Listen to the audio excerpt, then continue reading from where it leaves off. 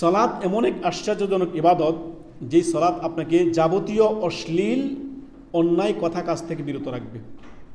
আল্লাহ রাব্বুল আলামিন সূরা আনকাবুতের আয়াত নম্বর 45-এ আল্লাহ রাব্বুল আলামিন বলেন, আকিমুস সালাত ইন্নাস সালাতা তানহা আনিল ফাহশাই ওয়াল মুনকার ওয়ালা যিকরুল্লাহি আকবার ওয়াল্লাহু ইয়ালামু মা তাসমাউন।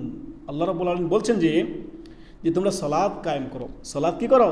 কায়েম করো। অধিকাংশ মানুষ সালাত কায়েম করছে না, দৈনন্দিন 5 ওয়াক্ত সালাত পড়ে না। তাহলে তারা কীভাবে অশ্লীলতা ফাহশা থেকে অশ্লীলতা কীভাবে তারা বিরত থাকতে হবে? আল্লাহ বলতেছেন যে ইন্নাস সালাতা তানহা আনিল ফাহশাই ওয়াল মুনকার, এই সালাত সমস্ত অন্যায় কথা কাজ, ফাহেসা, নোংরামি থেকে, অশ্লীলতা থেকে আপনাকে মুক্ত রাখবে।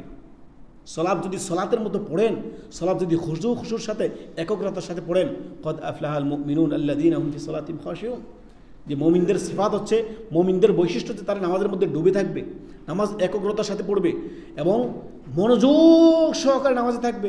আমরা নামাজে যখন দাঁড়াই আমাদের মন সারা পৃথিবী ঘুরতেছে। এক তো নামাজের মধ্যে অত ওই রকম আপনার খুশু নেই, আর দ্বিতীয়টা হচ্ছে অধিকাংশ মানুষ নামাজে পড়ে না। তো কীভাবে সে অশ্লীলতা থেকে বিরত থাকবে? কীভাবে সে অন্যায় কাজ থেকে বিরত থাকবে?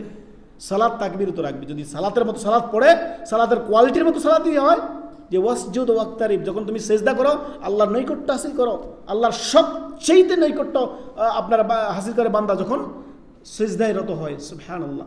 অতএব সালাত পড়ুন, সালাত আপনাকে যাবতীয় অন্যায় গুনাহের কাছ থেকে আপনাকে বিরত রাখবে। এবং কি এটি হচ্ছে আল্লাহর ওয়ালা যিকরুল্লাহি আকবার বলা হচ্ছে, সবচেয়ে বড় জিকির, আল্লাহর সবচেয়ে বড় জিকির। আল্লাহ আমাদেরকে তৌফিক দান করুন।